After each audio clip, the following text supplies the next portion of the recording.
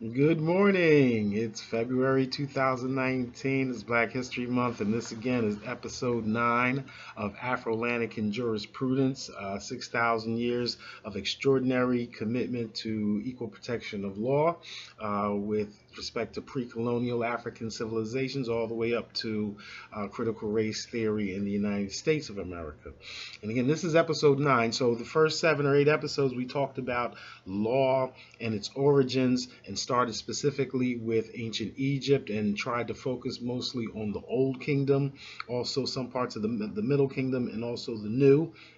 And tried to remain there and not rely on Assyrian or Greek or Roman Egypt, but to look at its political and legal structures from its earliest times, and argue that commitment to equal protection that we see there permeates African cultural unity under the concept of Mat in several different places and shapes and different forms. So it's not all perfectly linear. However, I think if you look at the whole corpus or the whole body of historical information with regard to Africa, you see a greater, more extraordinary commitment to the equal protection of law than you see in Asian or European other contexts that we know of. And there's a lot of facets to that, especially when it comes to class, race, etc., but religion. But I think the commitment is greatest when we talk about gender, and I think that's amply proven and not actually very controversial, although what's going to be fun is going through all the instances. But in this particular episode, we're focusing on Nubia, ancient Nubia, and its place in the Nile Valley, because although we just concentrated 6 or 7 episodes on the tale of the eloquent peasant, on the teachings of Tahotep, on criminal law enforcement within ancient Nubia, the harem conspiracies, etc. Ancient Egypt, the harem conspiracies. Again, it's Nubia is our center or the jumping off place for African cultural unity. And not only that, we're actually going to argue, or at least we're going to present arguments by Asa Hilliard and others that suggest that Chancellor Williams, that Nubia or Kush had priority, that it pre-exists ancient Egypt, and ancient Egypt, the strongest claim would be that ancient Egypt got its pharaonic culture from Nubia. Perhaps a more sedate claim would be simply that Kush and Kemet were just brother-sister states. We can get into who was first, but just the astounding fact of the matter is Africa had 2 states, and again, we always try to be specific what I mean by a state, a central authority that governs over several provinces, most stridently or directly through taxation and military might, with bureaucratic processes that contain both. That Africa had 2 states before the year 2000 BC, before any other states appear on the planet. And perhaps they were, and again, we don't want to be chauvinistic about evidence as what was done to us. So we know that the evidence that we have shows what we have, but we don't know what we don't have, right? There's always evidence being discovered. And the interesting thing with Nubia is the scholarship is abundant lately. So the last 5 to 10 or 15 years, let's say even 30 years, the story of Nubia is becoming clearer and clearer and clearer, although it'll never be perfectly clear, in part because of what's called the Aswan Dam in Lake Nasser, where Egypt, the Egyptian government, basically built a dam that created a lake that flooded almost the entire land of Lower Nubia, and basically wiped out any remaining artifacts or any archaeological exploration that could happen there to show that it had priority over Egypt, or at least Upper Egypt, and the kingdom and the pharaonic culture that comes from Thebes. However, before that happened, enough information or enough archaeological digs had come to pass, and enough information is out there. Although again, a lot of it is hidden in private museum collections, and the story has never been told. But enough of it shows that ancient Nubia through Kush, Kerma, Kustul, what we'll call the A group, B group, and C group. I'll explain what those groups mean. The Magi, that these were very, very populous and organized countries and states that traded from the deepest parts of Central Africa all the way to the Mesopotamia and perhaps even the Aegean Isles. And when I say Mesopotamia, we're talking about Persia, the Euphrates rivers. We're talking about the Aegean. We're talking about the Hittites. We're talking about ancient Greece or Mycenae, the Minoans. And we'll show that this ancient world, again, going 6,000 years back, is integrated, it's interconnected. A couple things I want us to take from that is, number one, that life before electricity, right? This current age of global white supremacy occurs through guns and electricity most specifically. And now that the rest of the world has electricity, ubiquitously, then we see the evening of the planet. But let's say prior to electricity, which is really a remarkable technological innovation, we have to admit that, prior to its invention or the mastery of it, I argue that times in 6,000, 3,000, 1,000, 1,500 AD, any time before the advent of electricity, really wasn't that much different one place to the next, even though we have that great time span. Yes, we're going to describe Stone Ages, Bronze Ages, Iron Ages, etc. But those technologies definitely made impacts on warfare and how countries and nations were shaped. However, I just want to make a great point about how much was done, how much we're finding that aside from those inventions, the way in which people organized themselves and had social, cultural lives really hasn't changed all that much. And that's why I think we can look back and try to grab some things that may be out of our past that we might not have been taught and apply it to what we see in the future. And to do that, we're going to canvas again all 6,000 years. We're just getting started. It's episode 9. I can't imagine how many it's going to take for us to get through our whole history, but we're going to keep on pushing. So this episode, we're really going to talk about the basics of Nubia, where it is, what it was. There's been a lot of confusion. People talk about Egypt and Nubia in very mystical terms, very magical terms, and I'd like us to be a little more concrete about that, to really talk more specifically about the socio-political, economic scene, to make it more regular, to make it more like it is today. Because again, another part of this is for us to understand that no system or invention or nation building is beyond us, right? That we created things out of nothing. That's the interesting thing about trying to claim priority or first. We don't need to claim first. We can claim early, and we can claim indigenous. That outside of a frame of white supremacy, we have built nations, we've destroyed our nations, right? That we have whole, full human experience, and therefore our aspirations, our work effort, and all that should be also whole to restore what it is we believe we've lost and need to gain again. The second part of this, there's no way we're going to be able to get, I'm trying not to do these 2 and 3 hour sessions. I'm trying to break them down in more consumable packets. And so we're going to talk about what Nubia is, where it was, and sort of the basics. And so in part 2, the next episode, episode 10, we'll talk more specifically about the parts that relate to equal protection of law, more specifically its commitment to due process, because due process itself is a very important tool towards equally protecting the poor, the politically disinclined, those in different castes or whatever. The idea that any process, the process that we give you within law, applies to everyone.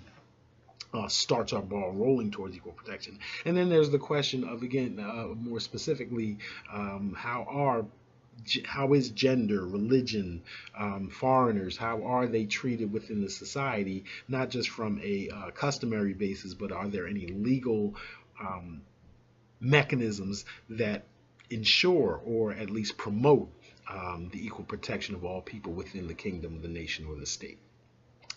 Okay, and those features, again, when we talk about Meroe, Napata, later Nubian kingdoms, again, the matriarchy is a central feature, right? There's going to be lots of queens that run the whole territory as queens. Matrilineality, we may touch upon that a little bit here, again, about the idea that the big mama, queen mothers, this is a concept that becomes political, but it starts just from the home. It's not, again, if we look matrilineal versus patrilineal, it's not the fact that it's a man's house is his castle and therefore the law doesn't apply. It's more so the compound. Once you step inside the compound, that's Big Mama's place. And the laws that men made outside the compound to deal with commercial relations between them, that has no place here, right? So looking at it from a matrilineal perspective even gives us a further a different perspective on this idea of privacy within the home. That is from a maternal respect versus a paternal respect. We'll talk in the next episodes about the constitutional limitations on executive power when it comes to Nubia. We'll talk about the role of the queen mothers. And beyond gender, we'll talk about just the idea that African kingdoms or African kings and queens in our great estates did not have unlimited power. This idea that they operated as gods is widely exaggerated. And so I want to, if there's nothing else that we get out of these lectures or discussions about African cultural unity or statehood, is that not only have we built states, it is not just I with power domineering over others. Everyone says what I say, does what I say do, right? That we organize these with with democratic principles involved to have mechanisms that would represent the people, which include councils of state, which includes elections where the king and the ruler is certified by the queen mothers and then created by these councils of state. And then we also had impeachments, right? That if you were not following the dictates of Mott, if for whatever reason the state is falling, that you could be impeached, which in Africa meant that the king could be ordered to kill himself, ritualistically or symbolically or actually. Perhaps the Harem conspiracies were actual impeachments that were just resisted. We'll talk about Ergomenes in the next episode, about a king in Nubia that refused his impeachment. All right.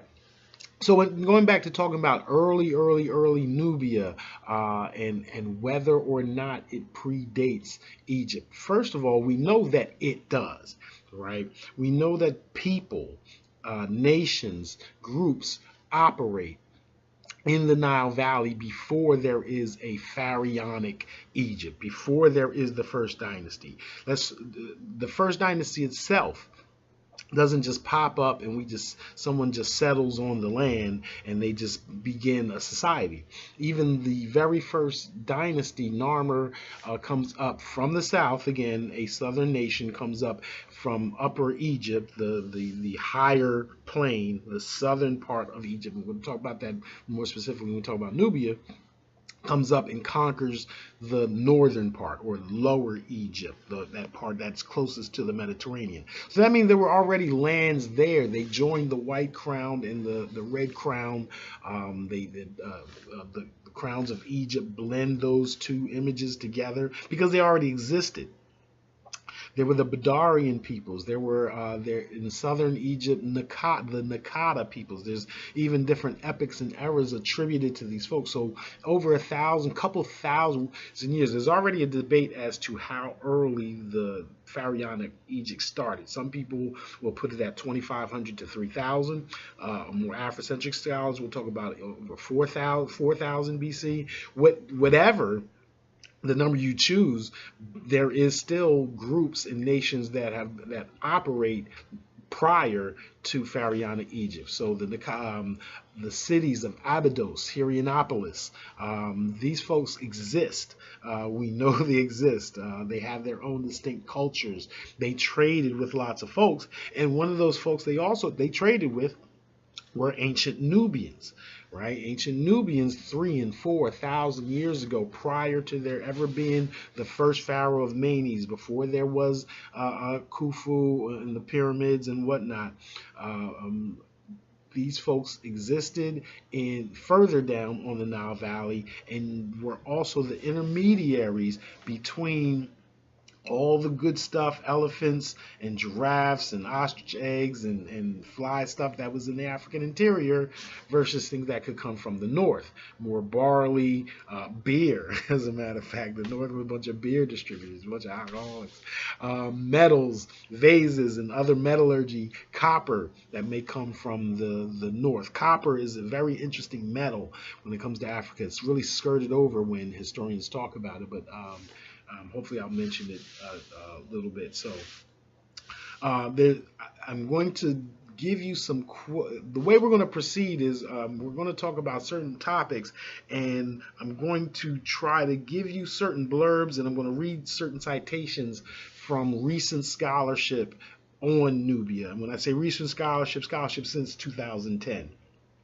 When I first initially got into this subject, again, it's 12, 20, 30, 40 years ago, and it was a real fight amongst Afrocentric scholars such as Asa Hilliard and others to push and insist that Kush and Nubia had this ancient great history, that black folks in Africa were able to construct legal, socio-politically organized societies. That the fight over Egypt was necessary as far as making sure that we understand that it came from indigenous Africans, but that it was overblown to the extent we could offer that there's no doubt about the fact that an ancient Kush, deeper into the south of Africa, was its own state and very impressive as itself, and that it had contact with Egypt, whether as priority or preeminent or not, and that it also had, that Nubia also had contacts with nations further to its south. That's hugely important. And again, we talk about African cultural unity and this idea that what happens in Africa, in Egypt, in the Mediterranean, in southern Africa, all these things, none of these things were detached from each other almost ever. Right? And so the idea that we had very strong socio-political institutions that simply existed without records or writing is something that we're going to insist on. We're going to admit that not having writing, not having a climate conducive to record keeping.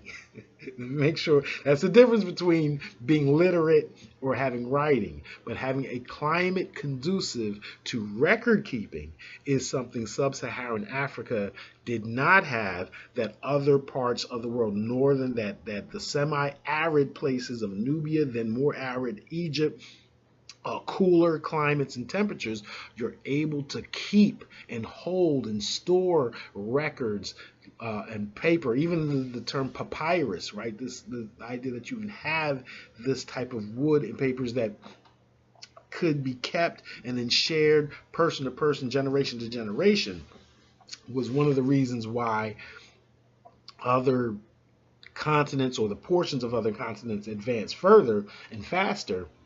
But now that we see that everybody has access to paper, writing and record keeping, especially now it's digital. We see the world flattening. We see it evening out. Again, the distinctions between people over the course of history is not to do with any ingenuity that's greater from one person or one group to the next.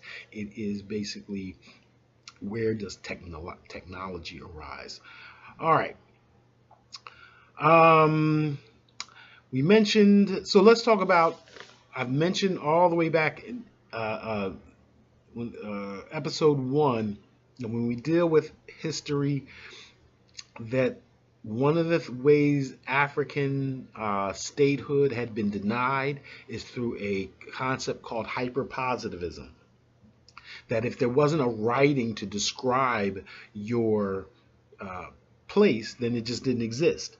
There was also combined with this source criticism. So even if they did say it, even if Herodotus or someone, or Diodorus Siculus or someone did say something positive about you, then the question became, well, they're nuts, or what is their rank, or are they to be believed? Even though it seems inconsistent. Again, Herodotus is the father of history when it comes to a lot of things, and he says a lot of great things about Asia and the Mediterranean, Europe. But then when he says good things about Africa, then they go to Strabo or something like that and call him the father of lies.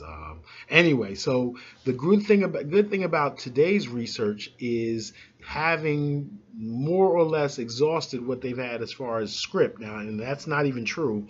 I got to contradict myself already beginning, because ancient Nubians created a script called Meroitic that still hasn't been deciphered to this day. So there's so much more information coming. But be that as it may, most textual sources having been explored, the new frontier is through archaeology, right? Grave digging.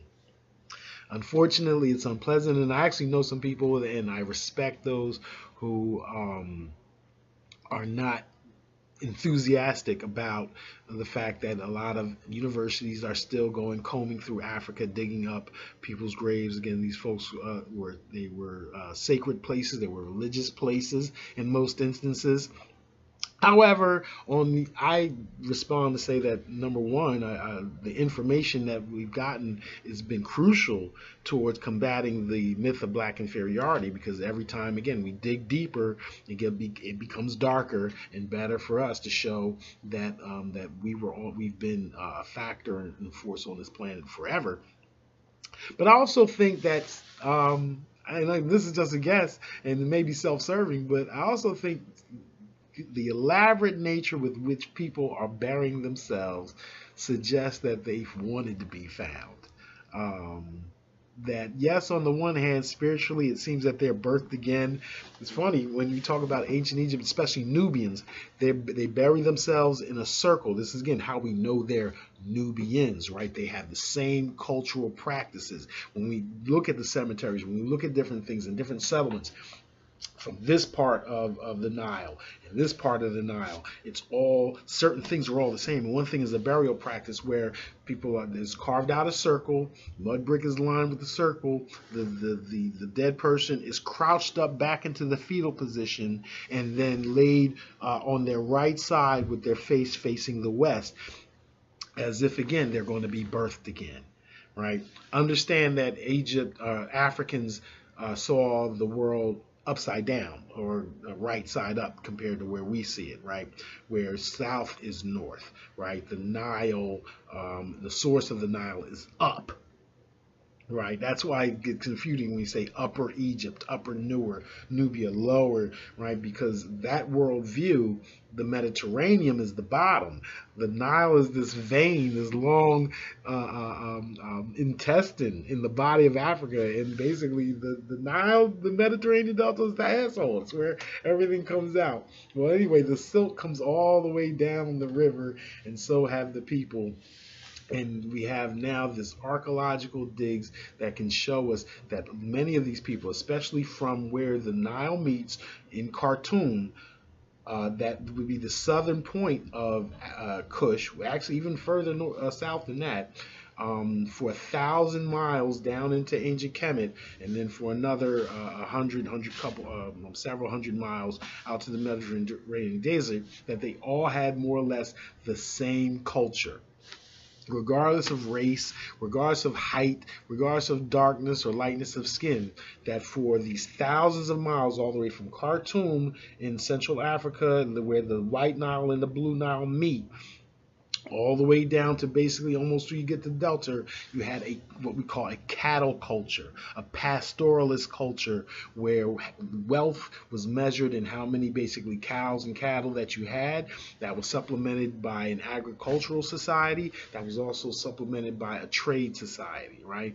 And so what we're going to discuss here is the latest research over the last 10 years or the last decade that certifies, that absolutely proves that these complex societies were governed by a central authority that, in my view, again, when that taxed each portion of the kingdom for some of its wares, and then redistributed those wares back out to the people, and that was the means of diversification. That's how we see in someone's cemetery plot, in someone's burial ground, vases, pottery, daggers, gold, copper, beads from all these different places, from the Mediterranean, from the north, all the way to ostrich eggs and things from the south. How does it all get to one place in 3500 BC, 3,500 years before there's a Christian era, 2,000 years before there's a Hebrew era, 2,000 years before there's Greece is even thought about, right?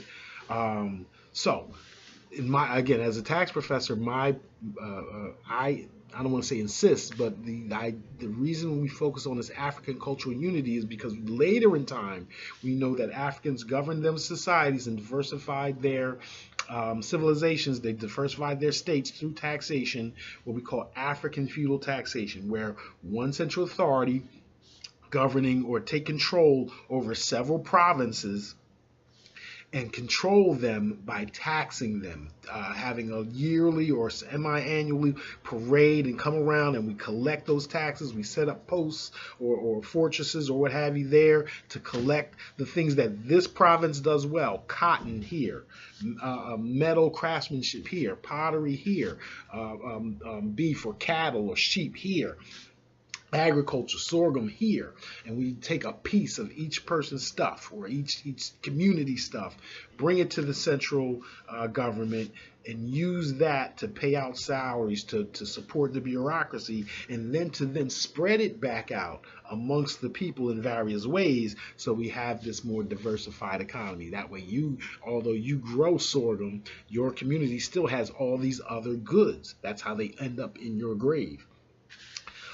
Otherwise, I don't see one person in their lifetime able to be a pastoralist themselves, also a agriculturalist, also being able to make it to Mesopotamia, then to make it back down to southern Africa, then make it back to their plot, all in one lifetime. And for everyone to do this, there has to be a more significant system that assures the trade of all these things. And archaeology is helping us fill in the gaps where there is no text. So let me just read you this first quote. Several funerary sites were used for a long period. For example, Cemetery 137 in Sayala and Cemetery L in Custal. Talk about Custal. Qustul, Custal. It is worth mentioning that these burials were exceptional when compared with other A-group cemeteries because of the presence of goods such as gold-handled maces, copper items, delicate pottery, and exotic objects, demonstrating the existence of social stratification inside these communities. Seals and impressions of seals, personal ornaments, stone and clay urines, organic and mineral materials, objects made of stone, bones, ivory, and metal are frequently recovered from tombs of different Nubian A-group cemeteries. I'm going to break down several different terms in that one quote. I picked that quote because it means a lot. There's a lot packed in there, right? So several funerary sites. We're talking about 3 to 4,000 BC. We're talking before there is an ancient Egypt, before there's a uniting of the two lands, before there's a Kemet, right? Pre-Kerma, pre-dynastic a civilization. And we're seeing here that this is, again, the point being, these aren't people that are just wandering around picking berries and then moving from one place to the next. The idea that folks were just primitive before there was an Egypt and Greece, and then after there's an Egypt, Greece, or Persia, then all of a sudden people become sophisticated is just not the case. That for thousands of years, and I gotta insist, hundreds, thousands of years, we gotta really deal with when we say it's only been 2,000 years since the Christian era, since the birth of Christ, or the crucifixion of Jesus of Nazareth. And we're talking about 3,500 years before that. So when we talk about 1,000 years, it's very easy to just let it just wash on by.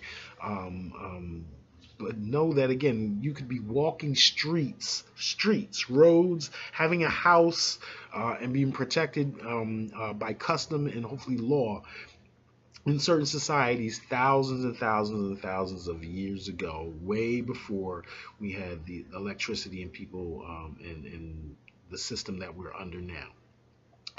Custal. Where is Custal? So Custal is in Lower Nubia, right? We're going to talk a little more specifically about what we mean by Nubia versus Egypt, right? It's a very general term. Nubia isn't, the word isn't even used until the Greeks come along later, same as Ethiopia, right? These are terms that weren't actually created by Africans. They were created by Europeans or Mediterraneans to describe Africans. So Cush is the term that they call themselves. And that's also the term that Egypt or Kemet, at least in the 12th dynasty, called them, Cush. Although at that time, there weren't friendly relationships. Again, just because they're black or just because they're African does not mean that everything was hunky-dory and pleasant. There were wars between them. There was domination between them. And it's interesting, scholars accept that there was Egyptian domination sometimes over Cush, but it seems a lot harder for them to accept Cush domination over Kemet if it did in fact happen. But when we talk about Custal, we're talking about one of the major cities of the Nubian Empire, okay, or the Kushite Empire. Let's start with, all of this is on the Nile Valley or the Nile. Let's start at the beginning of the Nile. The Nile has two beginnings, right? Remember, the Nile is the longest river in the entire world, the longest river in the entire world. So you can imagine that agriculture, water is needed for life, and that life, pockets of towns, pockets of cities appear on the Nile all the way down from its source down to its exit out the Mediterranean. And we know people then move out beyond the world, so it shouldn't be very controversial about society flowing down this river. And so it's one half of the Nile.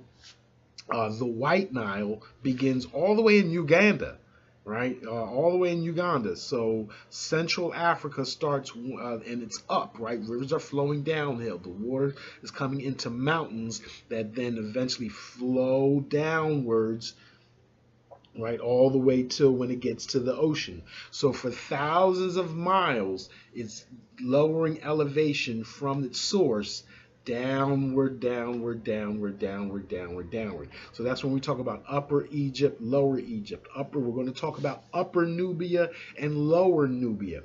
Upper Nubia is clearly known as Kush. Lower Nubia is what some folks, what was described in that last paragraph as the A group.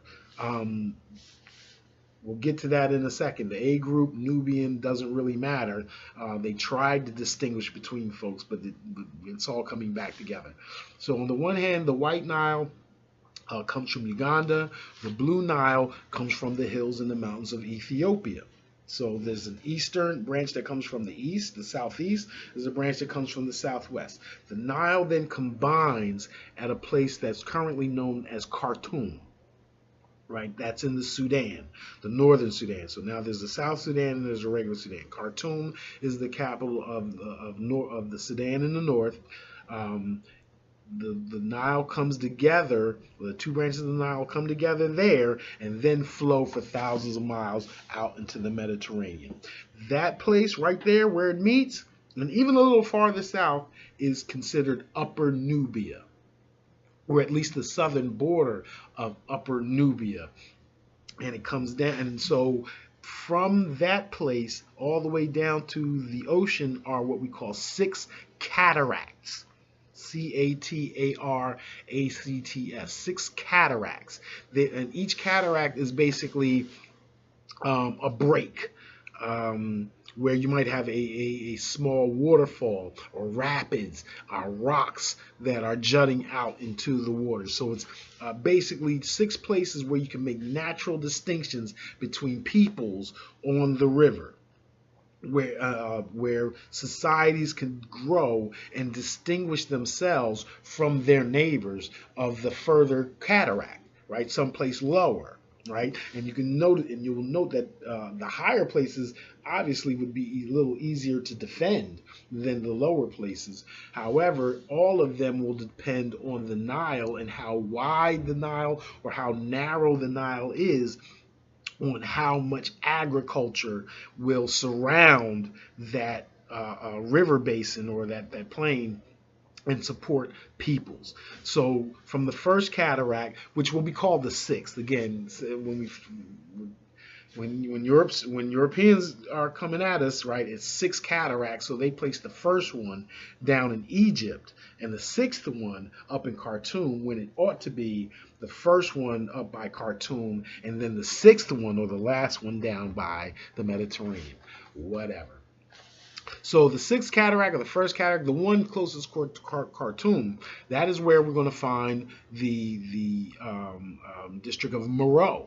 So when we finish Nubian history in antiquity, from its beginnings to its height, we're going to see the capital move back further south as Egypt and the Mediterranean become more paternalistic, becomes more Mediterranean, more Asian, more integrated or cosmopolitan. We see that the African South and its capital, or at least the capital of this area, moves further south as that goes further north, right? And so Meroe is our first place or first city. Upper Nubia. Further down comes the city or the area of Napata, and again that becomes a very important place, kingdom established that governed all of Nubia from Napata. Further down is Kerma. Kerma is going to get us a lot of attention from 3000 to 1500 BC. That is the first place that is mentioned again by name as Kush, and established as we establish a city there, Kerma, with lots that clearly has lots and lots of people, lots of funerary sites, lots of cemeteries. We go further up another cataract, and this is basically now at between the 2nd and the 3rd, is Kustal. Kustal is of a more recent discovery and is attached to what folks call the A group or Lower Nubia. So the 4th, 5th, and 6th cataracts are considered more or less Upper Nubia or the Kerma culture or Kush, and then cataracts 3, 2, 1. We have Kustal, and then we get down into Upper Egypt and Elephantine and whatnot. So, and then all the way up to basically Thebes. The Aswan Dam is down at the first cataract. Egypt, back in the day, when they said the united of the two lands, that first cataract is basically the southern border of ancient Kemet, right? Classic ancient Kemet, because what we're going to talk about is the cataract from the area between cataract 1 and 2. Is where a lot of gold is, and is also where, as this place called it, the A group cemeteries existed. So here we have, right below ancient Kemet, we have this area between one waterfall and another waterfall that's, again, now entirely flooded. It's now called Lake Nasser. They flooded the entire area. We'll talk later about dams and deforestation and how things like that may have happened previously. But between this first and second cataract, there was discoveries of cemeteries going all the way back to 4000 BC and even earlier, all having seemingly the same culture. And they were labeled the A group, the B group, and the C group back when, again, European or Eurocentric scholars were trying to find ways that people were invading Africa from somewhere. That these had to be done by white people, and how this A group came from somewhere, a B group came from somewhere, a C group came from somewhere, because it just couldn't be black folks, right? And so now we understand, more enlightened folks, now that the rest of the world is investigating this, and we see more eyes on it and more honest assessments.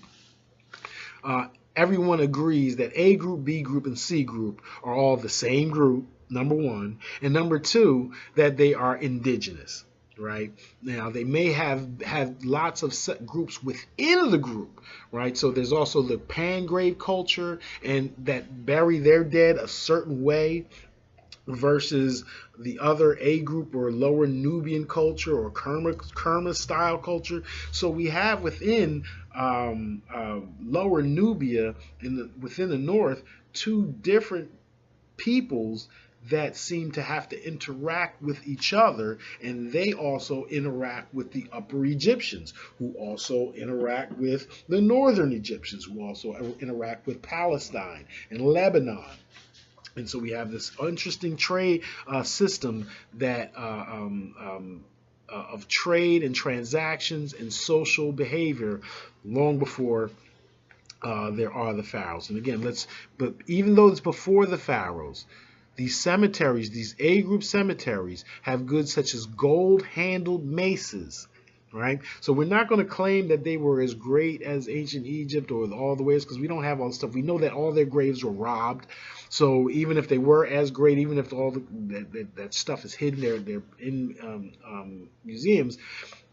But more importantly about gold-handed maces and copper items is the fact that the people there, that means you can work metal, right? When you have having gold-handled maces and copper items means that I can produce metal objects such as spears, bows,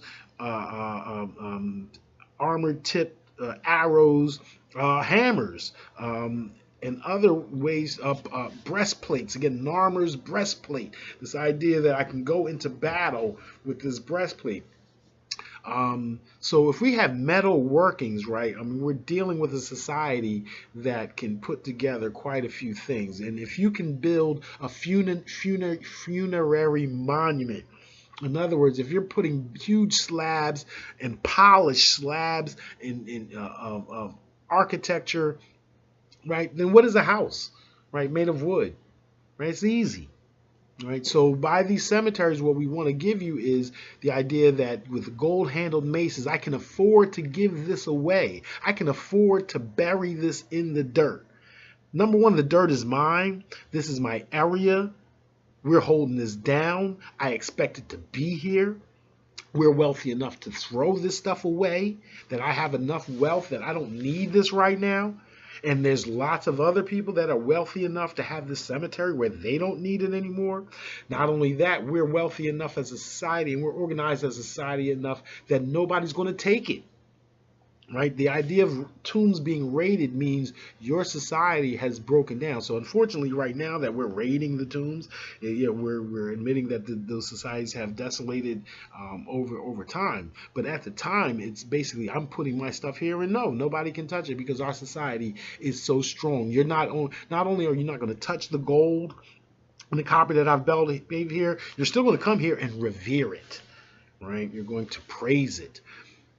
Gold-handled maces, copper items, delicate pottery, objects demonstrating the existence of social stratification. That's important to archaeologists, and that's perhaps an issue that amongst Afrolantican jurisprudence. Perhaps there can be some discussion about whether social stratification versus egalitarianism is a positive contribution to advanced civilization. Again, from a Eurocentric perspective, it's necessary. The idea that this person has more than other people is a sign of advanced civilization. I'm not as willing to argue that that means an advancement. However, social stratification does mean that law has to be more organized and more intense. There has to be a greater commitment to so-called quote unquote property law, and whose is whose, how does it pass from one person to the next, when can other people intrude upon it, and all the great questions that we ask in property law. Seals and impressions of seals, personal ornaments, seals and impressions of seals. Again, this is governmental stuff. Right? This is hugely important towards arguing that these people had a government, that they governed over several different polities. Is seals and impressions of seals, to stamp something and say this is official, this is from the king, this is from the government, and its edict must be respected. Objects of stone, bones, ivory, and metal are frequently covered. And we're going to talk about this idea of ivory because it's so incredible that even one of the authors of the papers I'm citing from is very blatant about admitting how much racism was in the past and thwarted honest interpretations of the material. But then they turn around and make a statement about something looking obviously like this, and then turning around in their next statement saying, but I can't believe my own eyes, and therefore I can't commit to what it's telling me. And we'll get to that in a second. All right, so we just mentioned that again, all this we just talked about came from a cemetery in so-called Kustal. Right, this is the second cataract. This is the southern part of Lower Nubia. It is also where we're called Buhen, or close to it is called Buhen, where we're going to find the Egyptian armies of the 12th dynasty setting up a fortress there, a huge, impressive fortress. There's also what we call Defufas in ancient Nubia, but then we're going to see large pieces of architecture all throughout Lower Nubia that are used as forts, and perhaps against Nubians by Kemet, against Kush by Kemet, but then they're also taken over by Kushites and used as fortresses when the Kushite Empire is on top. And remember, when we talk about the Kushite Empire being on top, we're talking about its peak with Pianki, Shabaka, Taharka, the 25th dynasty, ruling from Kush, from Napata, an empire that stretches all the way to Greece. And we don't even know how far it stretches down south. Could be as far as Kenya, who knows even further. The fact that they could rule all the way up to Greece should tell us that they had the authority or the capacity to rule much further in the south. But you'll see again through these writings, people still can't believe what seems obvious to at least me about how far deep they went into the African South. So again, Meroe, Sixth Cataract, Napata, then Kerma, then Kustal, then basically Elephantine, Hierapolis, Abydos, which is around Thebes, the Nakata culture, and then when you finally get all the way to the top, the Mediterranean Delta and those cities of like Memphis and Avaris. And although those cities are still in Africa, what is interesting is noting where the government is coming from in ancient Egypt, right? When it's from Thebes, we see a closer connection to the African South than in all under the concept or the god Amun than when we see ancient Egypt ruled up from the north and seeming to favor Mediterraneans and Asiatics. So again, this is as early as 3700 and sometimes 4000 BC. Let me also give you another quote about this A group, the A group being the earliest group that they know of in Lower Nubia. Right, Lower Nubia. This again, area between the first and second cataract was also called Wawat by ancient Egyptians at certain times. Wawat, and it's interesting that Thebes was known as Waset. Right, so Waset being a little farther north, and then the area right one cataract below it being called Wawat, I think is interesting. I don't have more than that from there. All right, but let me read this quote. The A group as having a socio-economic order related to the pastoralism, and he noted the existence of small-scale agricultural activity based on the growing of barley, wheat, and legumes. In addition, he proposed that the A group participates in a complex system of exchanges in which the inhabitants of Lower Nubia were intermediaries between the inhabitants of southern regions and those located in Upper Egypt. That's a state. Right, that's a very careful, not trying to cause any waves, not trying to be overly exaggerated. Okay, but I don't have those restrictions, and I can call it for what I see it. Right, in a complex system of exchanges in which the inhabitants of Lower Nubia, this area of Wawat, or basically northern Kush, were intermediaries, middlemen between the inhabitants of southern regions, right, the interior of Africa, and those located in Upper Egypt, which again is the African part of Egypt. We also know that Upper Egypt has a road that goes out to the Red Sea, and so therefore that's where it gets a lot of trade from the Arabian Peninsula all the way down Eritrea, Ethiopia, and perhaps even down as far as Kenya. A complex system of exchanges. Again, my experience is through taxation. So when I hear that, I hear taxation. I hear or imagine a central authority having the manpower to have what they call expeditions. We talked about Hatshepsut's expeditions and other expeditions. To me, what does that mean? That means the king or the queen or this authority figure gets up in their most impressive stuff in a caravan of hundreds, even thousands of people that come along with them to show the might and strength of the empire.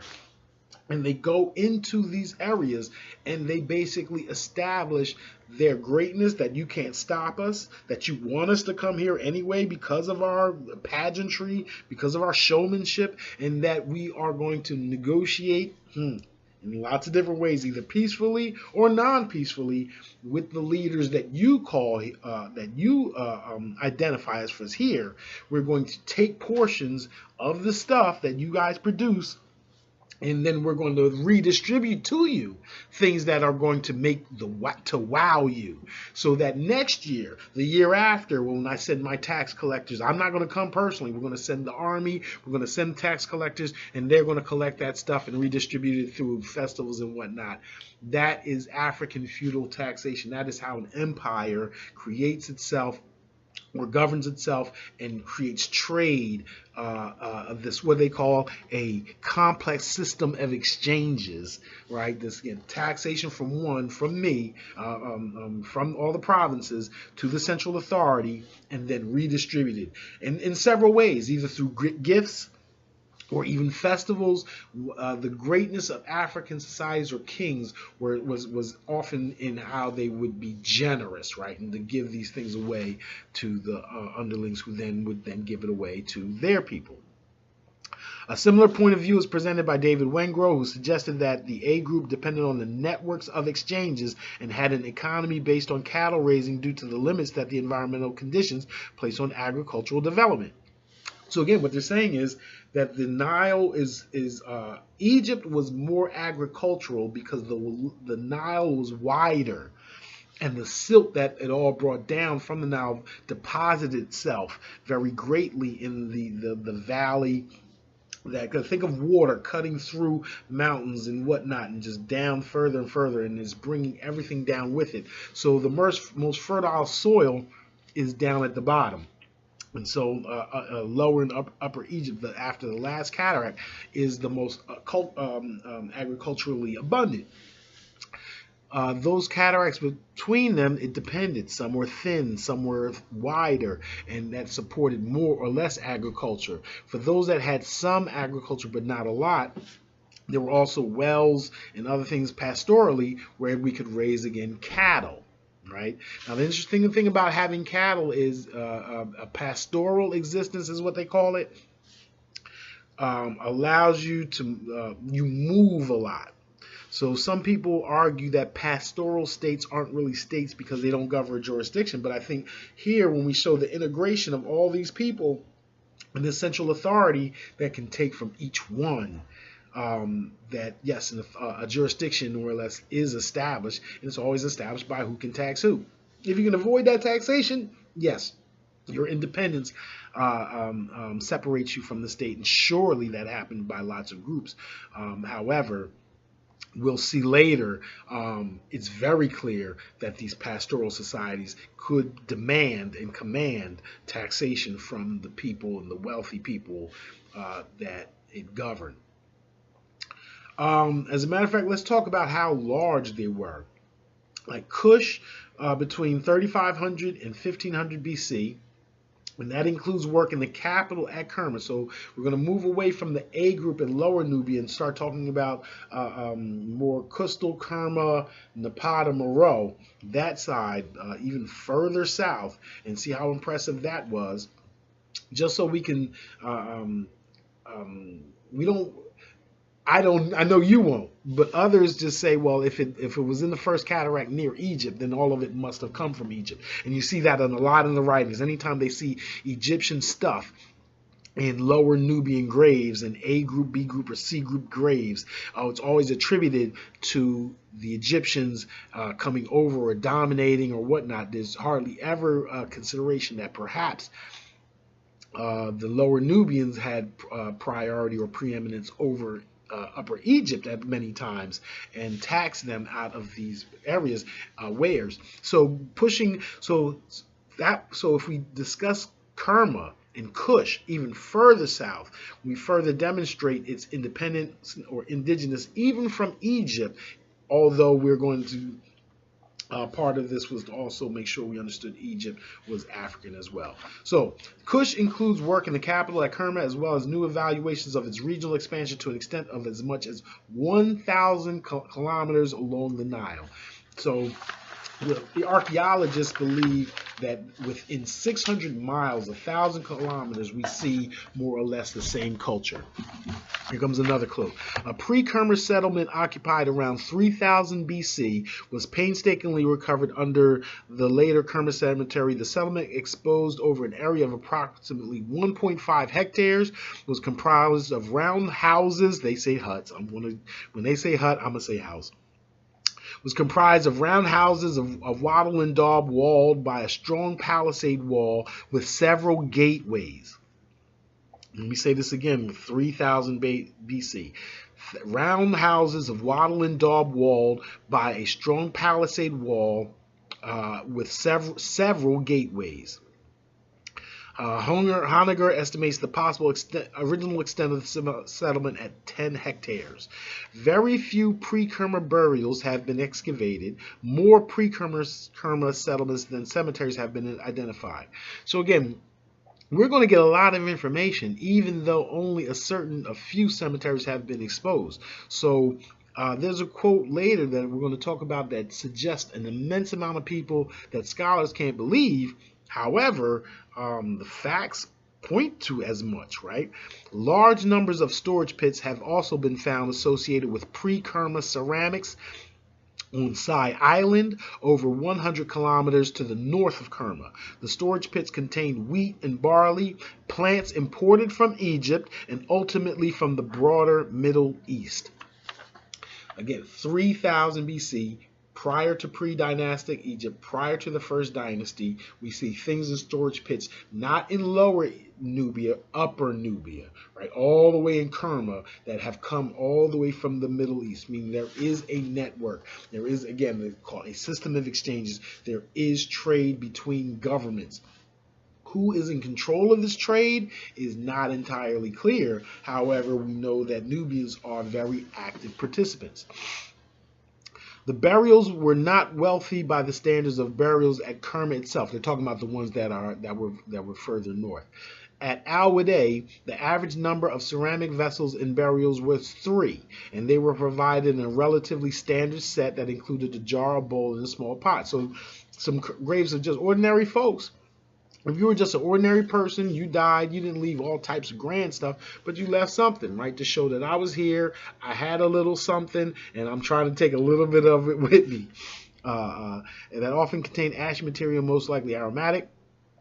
Interestingly, female burials contained on average 1 more pot than male burials, and that in the 3 burials with the most ceramics, up to 8 vessels, were all burials of women. So we hadn't talked a lot about this idea of equal protection and the exalted and venerated place of women and gender in African culture, but wherever we go, we don't have to look far to find it, right? That the burials of women, on average, contain more stuff than men. And again, sedimentation in agriculture, again, law, it makes sense to me as far as a matrilineal society, and Big Mama's house and the burial of Big Mama is going to cause a huge celebration or a huge festival and excitement.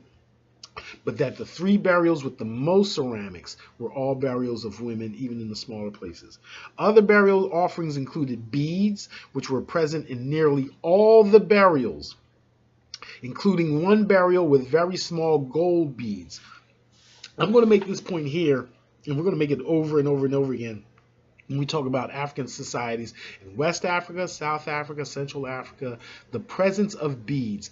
I am entirely convinced that beads were a currency, that they were a mode of exchange. Yes, you could wear them. Yes, they could be decoration, but just as folks today, we wear gold and what have you, if it came down to it, you're going to take that gold to the pawn shop and you're going to exchange it if you ever needed it. So yes, it is a standard of wealth to have beads, that it's not useful for almost anything but decoration. However, it also was a sign of wealth that I could take this item and just drape it on my body. It's also a sign of strength that you're not going to take it from me. It's also a sign of order of the society, that we could wear our wealth, gold, jewel, bangles, and jewelry and necklaces, and feel perfectly safe within our society, right? So it's not just a sign of personal wealth, it is also a sign of social organization.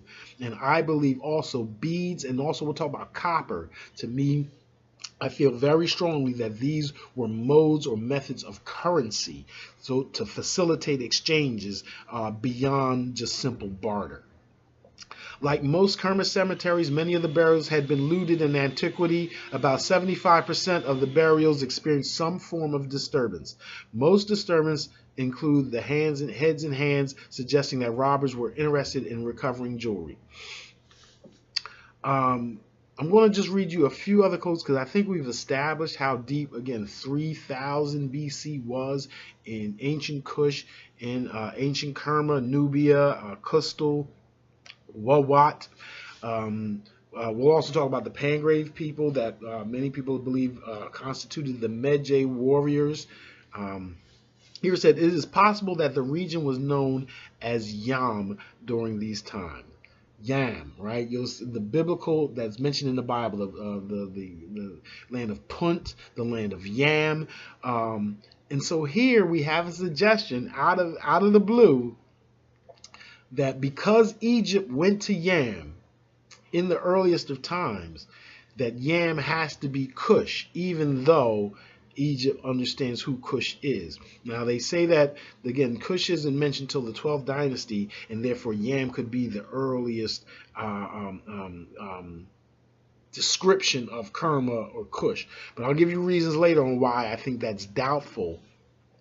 and so doubtful that even these archaeologists have to include some type of mysterious climate change to explain why they think that that Africans could not have gone further south. It's incredible. You'll see. It is possible that the region was known as Yam during these times, although an Egyptian hieroglyphic inscription mentioning Yam has recently been found at the border of Libya, Egypt, and Sudan, possibly complicating this identification. It's not possibly complicating it, it definitely complicates it. For Yam to be at the border of Libya, Egypt, and Sudan by Egyptian writing, and then for that to be denied is absolutely incredible. We're going to deal with